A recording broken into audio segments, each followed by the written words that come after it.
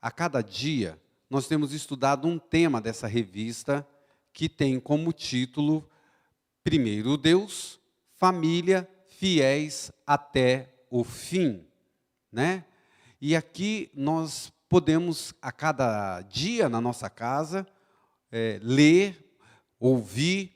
Eu digo ouvir porque um dia desse eu estava tão corrido, fui levar a minha esposa até o colégio onde ela trabalha, e eu falei para ela assim, abre aí o celular e vê se tem algum áudio da revista. E tem, você pode ouvir enquanto estiver indo para o trabalho, não deu para ler, coloca o fone no ouvido, abre no celular, que tem exatamente o texto que está na revista, tem ele em áudio, você também pode ouvir, e depois orar em pensamento, dentro do trem, dentro do ônibus, Deus vai ouvir a sua oração.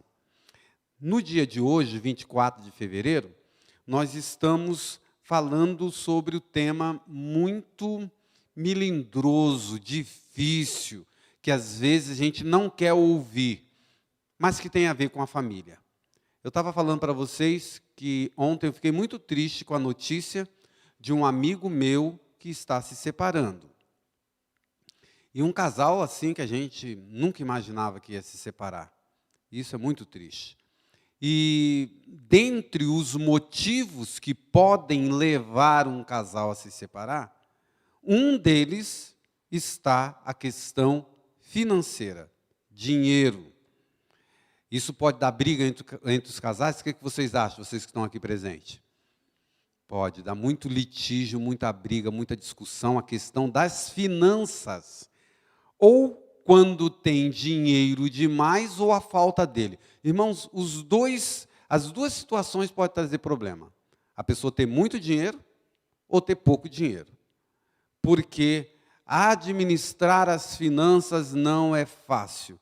E aqui nós temos alguns textos da Bíblia bem interessantes, alguns puxões de orelha mesmo em nós, para a gente fazer uma reflexão, e a gente quer ler. São 6 textos que aparecem aqui na revista. Se você não tiver com a revista, abra sua Bíblia e leia comigo. O primeiro deles é Deuteronômio, capítulo 28, verso 12. Lá no Velho Testamento, Deuteronômio, capítulo 28, verso 12. O título aqui do dia é O Investimento Seguro para a Família. E diga-se que a palavra investimento aqui, ela remete realmente a questões financeiras.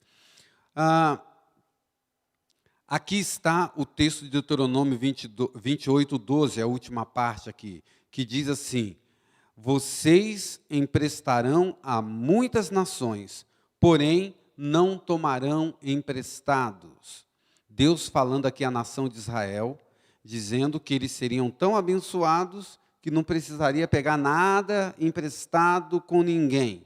Muito pelo contrário, eles que emprestariam. Outro texto, Provérbios, capítulo 22, verso 7. Abra aí rapidamente. Provérbios 22, 7.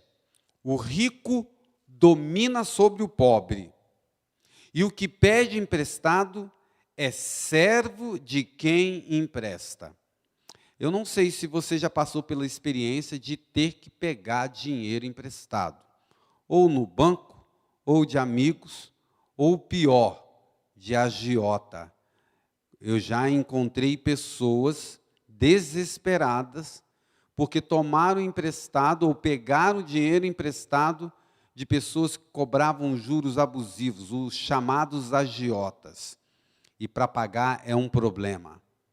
E eu encontrei uma pessoa que estava jurada de morte, veio me procurar aqui nessa igreja, na sala pastoral, pedindo oração, porque tinha sido aterrorizado pelos agiotas, que colocaram arma na cabeça dele, fizeram um monte de ameaça, disseram aonde ele morava, que ia matar os filhos, essa coisa toda.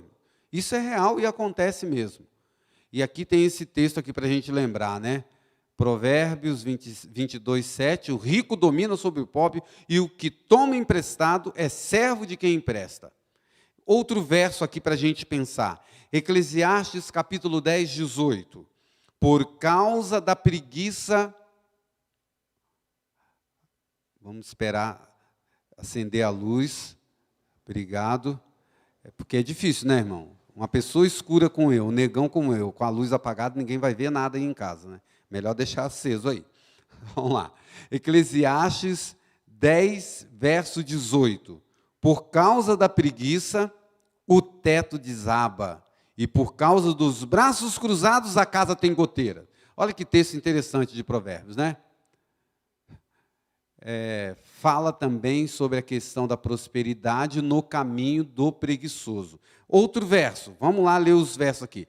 Esse aqui eu gosto bastante, Ageu 1, verso 9 e 10. Vocês esperavam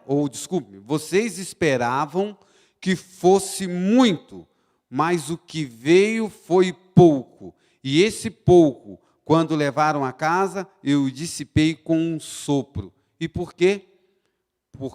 Pergunta ao Senhor dos Exércitos, porque o meu templo permanece em ruínas. Então, Ageu capítulo 1, verso 9, é uma chamada de Deus, que as pessoas nesse tempo estavam mais preocupadas com a sua casa do que com o templo onde Deus morava. E tem um verso, eu não sei por que não colocaram aqui, para mim era Ageu 1, verso 9, porque diz que as pessoas acumulam riqueza e colocam o seu dinheiro como se fosse num saco furado. E eu sempre gosto desse princípio, irmãos. Quando a gente fala de finanças, a grande questão não é quanto entra, mas é quanto sai. Essa é a nossa sabedoria. Tem gente que vira e fala assim, o meu problema é que eu tenho um salário muito pequeno. E é possível mesmo, porque a gente sabe que tem pessoas vivendo na linha da miséria aqui no Brasil. Mas, via de regra, as pessoas dizem assim, se eu tivesse um salário de 5 mil reais, eu estaria bem. Só que quem recebe 5 mil, ele pensa assim, se eu tivesse um salário de 10 mil reais, eu estaria bem. E o que recebe 10 mil? O que ele acha? Que o salário dele tinha que ser 15. Então, eu aprendi, eu tenho 53 anos de vida, e a gente tem que administrar o dinheiro de casa, filhos e tudo mais. E a grande ciência, realmente, na minha vida e na sua, é a gente controlar a saída mais do que a entrada. Porque a gente já viu esse fenômeno. A pessoa ganha 10 mil, gasta 20. Ganha 20, gasta 30. Ganha 30, gasta 50. E assim vai. E eu gosto desse texto porque ele nos alerta. Tem gente que põe o dinheiro igual num saco furado. Não adianta quanto entra. É o que tanto que vai sair. O saco furado é assim. Outro texto, Romanos 13, verso 8. Acho esse texto maravilhoso. Não fiquem devendo nada a ninguém. Se fosse até aqui, já seria fantástico. Mas o verso continua. Romanos 13, 8. Exceto o amor de uns para com os outros. Pois quem ama o próximo, cumpre a lei. Não fique devendo nada. Exceto, o que a gente deveria dever? O amor. O que isso quer dizer? Que o tanto que a gente ama nunca é suficiente. É isso que quer dizer. A gente sempre está devendo. A gente deveria amar um pouquinho mais.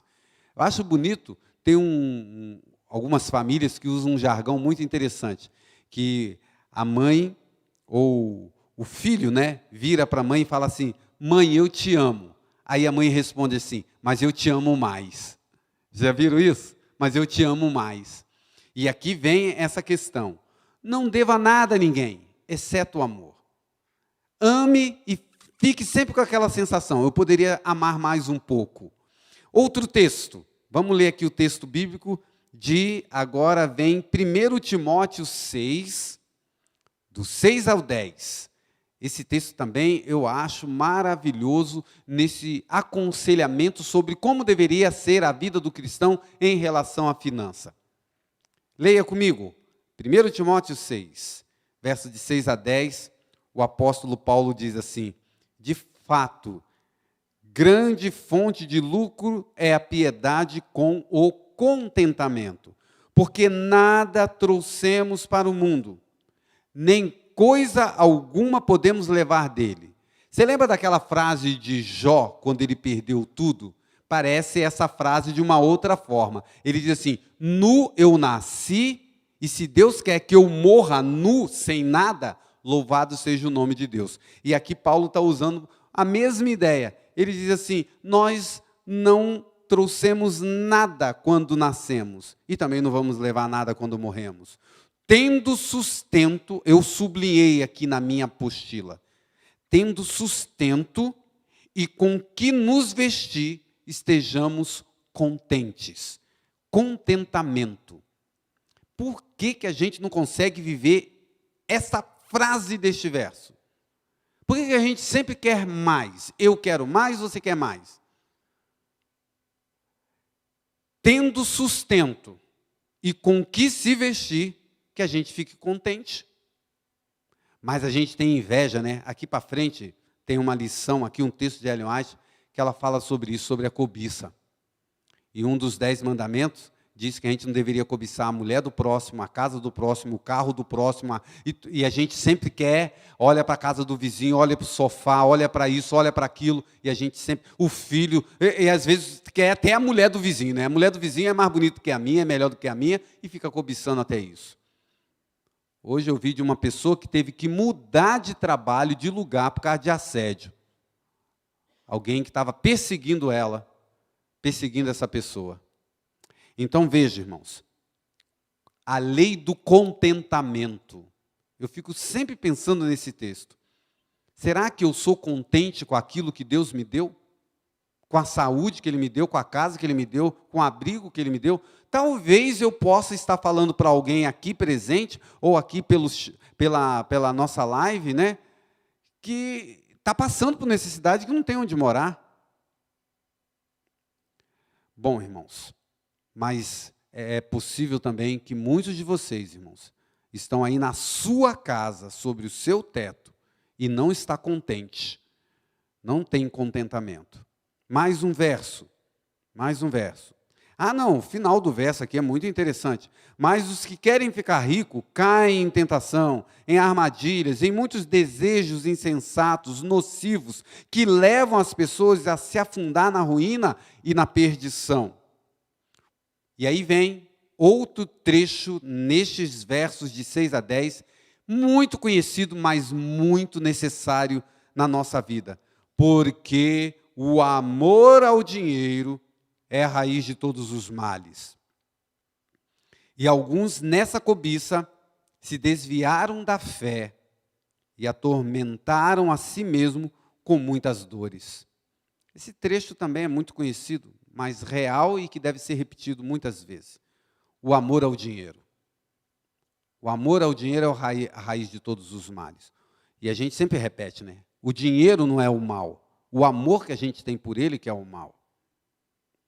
Bom, aqui ainda tenho 15 minutos, dá para a gente fazer um panorama aqui dos temas de Ellen White, foram textos que foram colocados aqui na nossa revista. Eu vou ler aqui os subtítulos e tecer aqui alguns pensamentos sobre cada um deles. Se você tiver com a revista, pode acompanhar, que eu estou na página 25.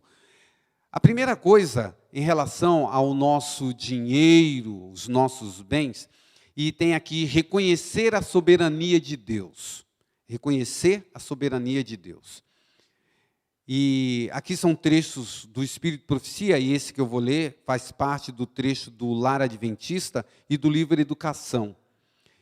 Reconhecer a soberania de Deus está dizendo que a gente deve lembrar que tudo que nós temos foi confiado por Deus e deve ser usado segundo a direção de Deus. E eu sublinhei aqui um trecho que diz assim, ó, somos peregrinos, somos forasteiros, e temos apenas asseguradas as coisas necessárias, a saúde e a vida. Isso está no Lar Adventista, página 300. Isso me chamou a atenção. A gente reconhecer que tudo que nós temos é do Senhor. E é interessante, né, irmãos, que a gente tem um paradigma, vou usar essa expressão, que não é só na igreja do Portão, não é só no distrito aqui onde tem Cidade Leonor, Caputera, que eu cuido. Em outros distritos onde eu trabalhei, em outras igrejas que você foi membro, isso aí acontece e a gente precisa repensar. O adventista do sétimo dia nem todos, mas grande parte deles são fiéis dizimistas. Mas a gente tem uma dificuldade muito grande quando fala de oferta voluntária. Se a gente devolve 10% de dízimo, a gente devolve 1% de oferta. E eu penso nisso para mim mesmo, em primeiro lugar. A regra que a gente ensina na Igreja Adventista, que a oferta não deveria ser uma oferta de R$100, de 500, não. O princípio bíblico é que a oferta deveria ser conforme as bênçãos. E sabe, irmão, eu sempre penso nisso. Se uma pessoa devolve R$100 de oferta, é porque ela ficou com 900 com ela, tá certo? É isso? Tá certo. Se ela devolveu 100, é porque ela ficou 900 com ela. E se desses 900 ela devolve R$1, não é conforme as bênçãos. A proporção está errada de oferta. Mas a gente tem essa dificuldade. E eu gosto sempre de lembrar disso. Quanto dos R$1.000 que você tem pertence a Deus? A gente tem essa dificuldade. Eu sou igual a você e você é igual a mim. E a gente tem que orar a Deus, Senhor, tenha misericórdia, para a gente enfiar na nossa cabeça que não é só o dízimo que é teu. Tudo é teu. Tudo é de Deus. E que eu deveria pensar nesses termos. E o texto fala disso em algum lugar, que a gente deveria ensinar os nossos filhos, desde pequeno, a serem doadores, a darem oferta, até trabalhar e ganhar de suas próprias mãos, para que eles também ajudassem na propagação do Evangelho, para que Jesus voltasse logo. Outra parte, página 25, subtítulo: temos que dar conta, diz aqui. Temos que dar conta. Devemos sempre nos lembrar de que no juízo vamos enfrentar o registro da maneira pela qual usamos o dinheiro de Deus. Eu achei interessante que a profetisa do Senhor fala exatamente isso. Vamos dar conta da maneira como usamos o dinheiro de Deus. Qual dinheiro? Todo. A gente tem que pensar. Infelizmente, irmãos, quando eu era criança, a gente tinha aquela ideia de pessoas passando fome, barrigudinho, porque é desnutrida. E hoje, uma das coisas que mais mata no mundo é o inverso da desnutrição. É a obesidade, é o acesso à comida fácil, por incrível que pareça. E o dinheiro mal gasto, né? Que o dinheiro pode ser gasto para a sua destruição. Na família, no casamento, educação financeira para as crianças. Eu sublinhei nesse trecho o seguinte: o menino, estou na página 25 ainda, o menino esbanjador será um homem esbanjador. A menina vaidosa, egoísta, que só cuida de si, será o mesmo tipo de mulher. Devemos nos lembrar de que há outros jovens pelos quais somos responsáveis. Se ensinamos ou ensinarmos aos nossos filhos hábitos corretos, poderemos, por meio deles, influenciar outros jovens. E isso é verdade. E eu achei interessante isso aqui, irmãos. Eu não sei se você já passou por isso, porque o tópico seguinte tem a ver com isso, que fala de hábitos extravagantes. O que é uma pessoa extravagante? Eu trabalhei 15 anos em educação, irmãos. Eu vi essa cena algumas vezes, e você já deve ter visto entre parentes, ou até mesmo com um filho teu. O filho que quer aquele tênis Nike que custa R$900. Irmãos, e tem tênis mais caro que R$900, por incrível que pareça. E quer porque quer. Custa mais que os 4 pneus do seu carro. Eu falo, como é que um tênis pode ser mais caro que um pneu de carro? Mas tem. E tem pais que acham que demonstrar amor ao filho é comprar essas coisas caras para o filho. E você já viu o filho que dá show na loja, que rola no chão, faz pirraça, e o pai passa uma vergonha danada porque quer, eu quero, eu quero, eu quero? Eu não sei, irmãos, se é sorte, se é providência divina. Eu prefiro acreditar na providência divina, mas eu fui abençoado. Vamos falar que foi uma bênção, porque eu tenho 2 meninos, e lá em casa, eu com a minha esposa, que é também uma mulher sábia, nós nunca tivemos, irmãos, esse tipo de problema com os nossos filhos quando eles eram pequenos. mas a gente sempre tinha um combinado com eles. Vamos lá comprar um presente. Então, você tem que escolher um presente até X reais, é o que a gente consegue pagar. Ia naquela loja de brinquedo, ele podia escolher. Mas até esse preço, desse preço não passa, porque é o que o pai e a mãe podem pagar. E eles entendiam. Irmãos, as crianças entendem. Às vezes o problema das crianças são os pais, sabiam? Que a gente fica com aquela consciência pesada. Quando eu era criança, eu não tive esse brinquedo, então eu tenho que me matar para dar para o meu filho. Ele não precisa. Ele consegue entender, ele consegue captar. E na página 25 fala isso, o amor não é expresso pela extravagância. Porque alguns pais acham que tem que comprar presentes caríssimos para demonstrar o seu amor pelo filho, através das coisas materiais. E eu aprendi uma frase que eu repito sempre quando eu faço escola de pais e falo com os pais. Não se troca presença por presente. Tem pai que prefere comprar um brinquedo e fala assim, vai brincar lá. Ou quando ele é jovem, pega a chave do apartamento, ó filho, some, vai para a praia, para o nosso apartamento. Mas eu não quero ver você na minha frente. Não se troca presença. Nós seres humanos, precisamos e gostamos da companhia do outro. A companhia do pai e da mãe. A minha esposa é a única mulher em casa. Ela sofre quando chega em casa. Todo mundo quer a atenção dela. E ela fica disputando. Sabe o que ela fez agora? Uma coisa muito interessante. Vou dar a dica para vocês. Ela põe no relógio lá que ela de 20 em 20 minutos faz uma atividade. Então ela fica 20 minutos comigo, aí fica 20 minutos com o outro filho, fica 20 minutos estudando, que ela está fazendo faculdade, 20 minutos ela vai fazer alguma coisa lá na cozinha. Ela aprendeu isso na internet, em algum site desse que ensina como administrar o seu tempo. Mas é interessante, ela tem que se dividir para 3. E aqui vem essa questão do tempo versus coisas materiais. Não compre o seu filho através de presentes. Dê a sua presença para ele. Vale muito mais. Aprendendo a economizar.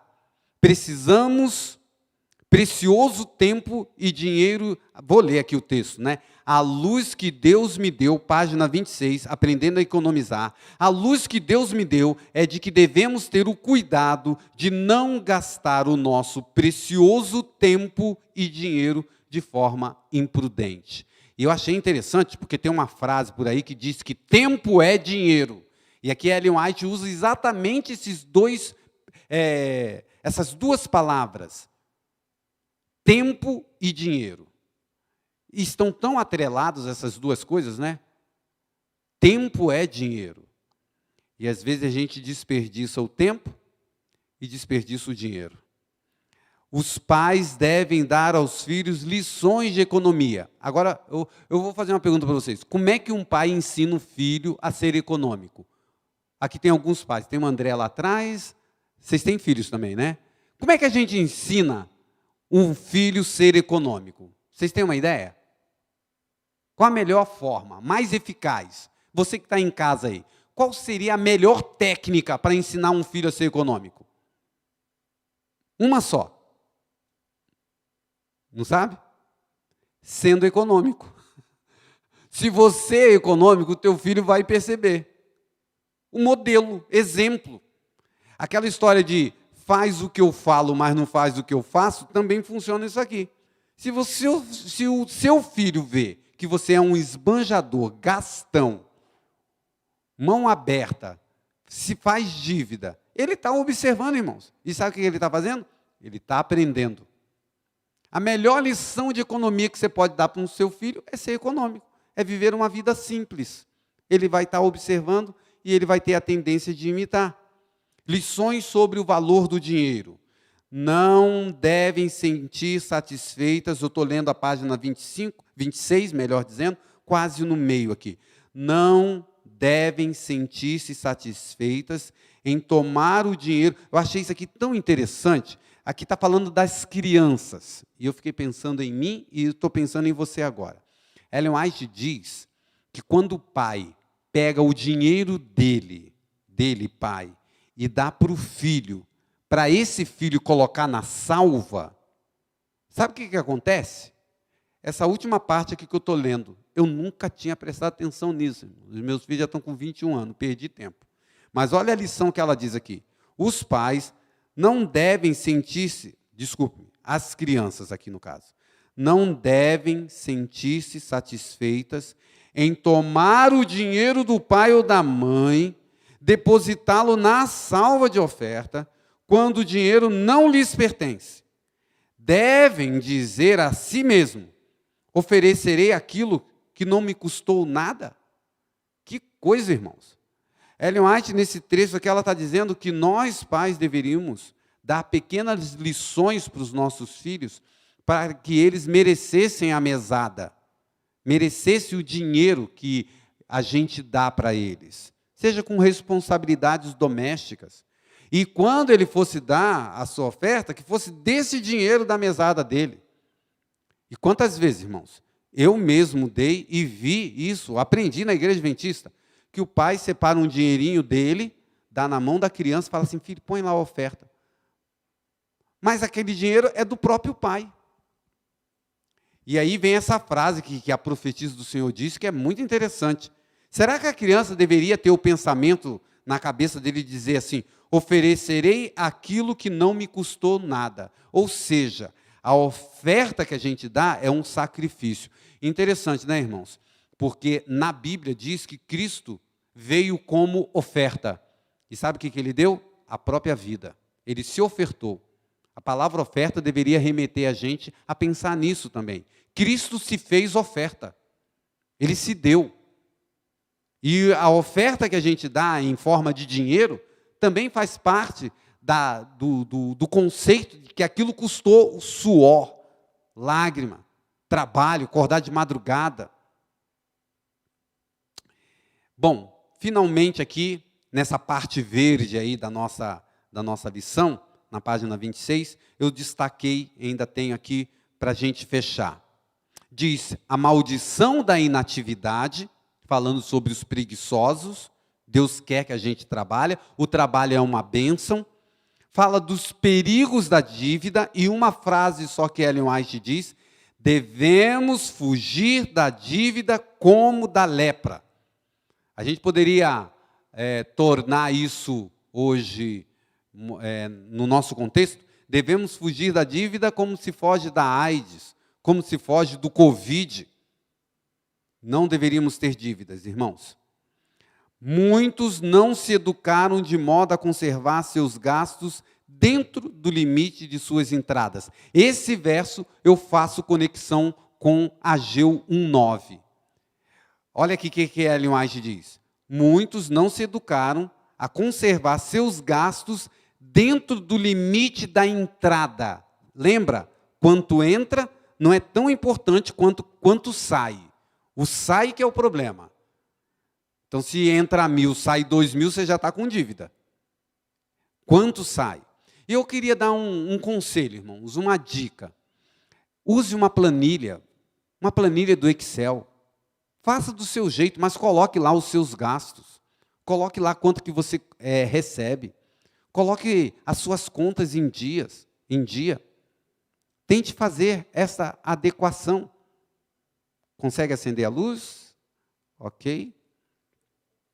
Vejam, e finalmente, meu tempo acabou ali, a verdadeira razão de reterem. Isso aqui também é uma coisa para a gente pensar, porque está dizendo assim, isso é muito duro. O fato da gente não ter uma relação digna com Deus com relação ao nosso dinheiro, a palavra é uma só, egoísmo, é o que ela coloca aqui. O eu em primeiro lugar. O eu através de um carro, de uma roupa, de uma casa. A gente tem que pensar nisso, né? Deus quer transformar o nosso caráter através da nossa benevolência. Eu costumo dizer, irmãos, que tem gente que fala assim, dia a dia da igreja. Eu gosto da igreja, eu gosto de ir lá, eu gosto de cantar, o ambiente é gostoso, tem ar-condicionado, agora a igreja está bonita e tal. Olha, você pode me pedir qualquer coisa, eu vou dar sopão, eu vou fazer trabalho missionário, vou entregar livro. Só uma coisa vocês não podem fazer. Sabe o quê? Não põe a mão no meu bolso. Não me pede dinheiro. Você já viu? Tem crente assim. Não põe a mão no meu bolso. Não quero saber de dízimo, não quero saber de oferta, não quero saber de nada que tenha a ver com dinheiro. Eu acho que é uma área sensível do ser humano, o bolso dele. E eu acho também que é uma forma muito marcante de mostrar o quanto nós somos fiéis a Deus de verdade, não só de boca, quando mexe no nosso bolso. Que o Senhor nos ajude a administrar a nossa família, a nossa vida, principalmente nessa área financeira. Se você está devendo, ore a Deus, faça força, se esmere, você vai se livrar da dívida. E se você não tem dívida, continue assim, que o Senhor esteja contigo. Nós vamos cantar um hino e depois eu quero orar com você sobre este assunto. Vamos cantar?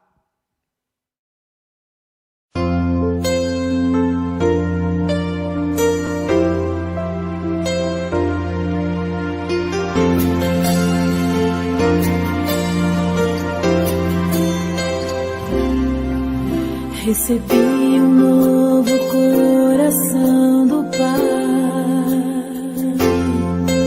coração regenerado, coração transformado, coração que é inspirado por Jesus.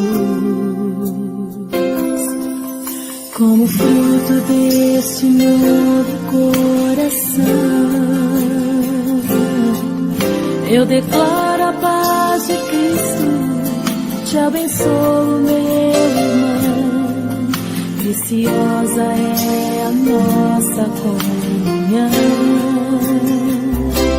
Somos corpo e assim bem ajustado, totalmente ligado, unido, vivendo em amor. Sem qualquer falsidade, vivendo a verdade, expressando a glória do Senhor. Uma família, vivendo o compromisso do grande amor de Cristo. Eu preciso de ti, querido irmão.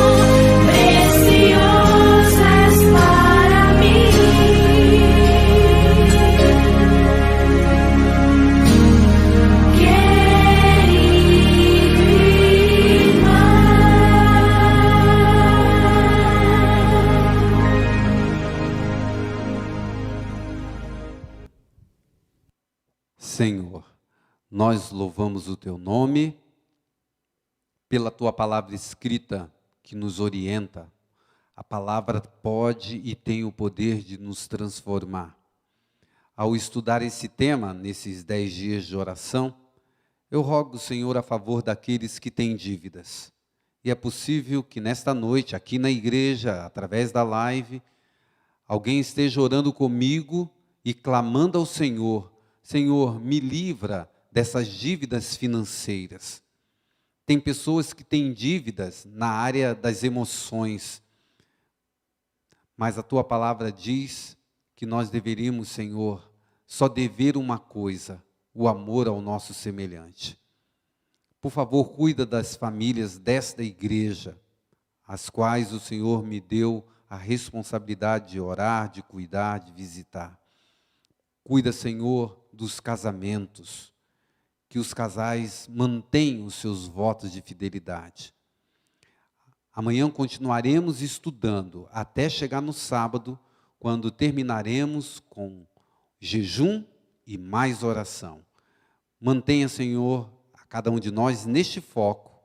Eu te peço e oro, faça essa oração em nome de Jesus Cristo. Amém.